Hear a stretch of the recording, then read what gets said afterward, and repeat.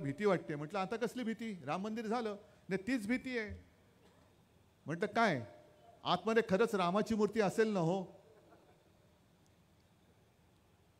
बरोबर ना, का माझाच फोटो येणार, माझीच मूर्ती येणार.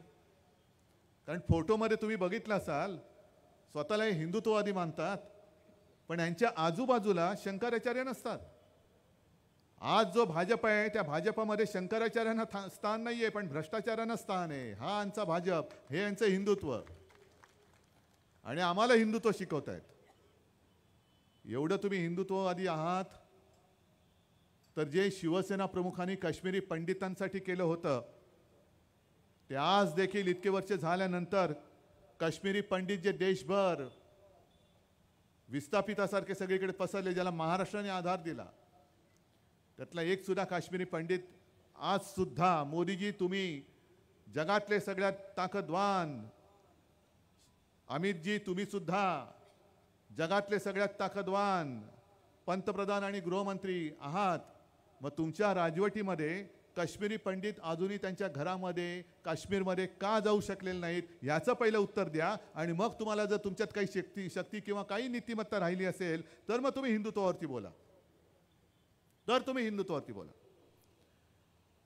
मी गेल्या काही दिवसांपूर्वीच्या सभेत बोललो होतो की हे गृहमंत्री कसे आहेत, तिकडे अरुणाचलमध्ये चीन घुसतंय, तिकडे नांगी टाकतायत, शेपूट घालतायत आतमध्ये. अरुणाचलमध्ये जे काय भयभीत झालेले आहेत ते काय हिंदू नाही आहेत. अरुणाचलमध्ये मोदी जायला तयार नाहीत, अरुणाचलमध्ये अमित शहा जायला तयार नाहीत, पण आमच्याकडे येऊन फणा काढतात आणि मणिपूरमध्ये जाऊन शेपूट घालतात. हे तुमचं हिंदुत्व. ही अशी सगळी गोष्ट यांची चाललेली आहे. आणि मला तुम्हाला विचारायचं की मी मुख्यमंत्री होतो, महाविकास आघाडीचं सरकार, आज सुद्धा माझ्या व्यासपीठावरती काँग्रेस सुद्धा आहे, राष्ट्रवादीचे सुद्धा नेते आहेत. ज्या ज्या वेळेला इकडे आपत्ती आली तेव्हा महाविकास आघाडीच्या सरकारने इथे मदत केली होती की नव्हती आणि तुमच्यापर्यंत पोहोचली होती की नव्हती एवढं मला सांगा. हो की नाही? पोहोचले होते ना. आणि ती सुद्धा मोदीजी तुमचे सरकार जे तुम्ही निकष लावले त्याच्या पलीकडे जाऊन, कारण ती तुटपुंजी मदत, तुम्ही बाकी कायदे सगळे बदलत असाल, बदलताय, पण मदतीचे जे निकष ठरवले ते अजूनही जुनेच घेऊन बसलेत. महागाई वाढले पण निकष काय तुम्ही बदलायला तयार नाहीत. ते निकष बदलून आम्ही म्हणजे आपलं सरकारने माझ्या जनतेला मी प्रामाणिकपणाने मदत केली होती. कसल्या गप्पा मारता तुम्ही विकासाच्या? आज सुद्धा इकडे मच्छीमार बांधव आले असतील, आलेत काही? आता तुम्ही मला सांगा, तुमच्या समुद्रात म्हणजे आपल्या समुद्रात LED लावून बोटी कुठून येतात? गुजरातमधून येतात की नाही येत? जाऊन करा, तक्रार करा, अमित शहाना तक्रार करा आणि मोदींना तक्रार करा आणि सांगा या गुजरातमधून जी घुसखोरी चाललेली आहे त्या घुसखोरीला अडवून दाखवा तुम्ही.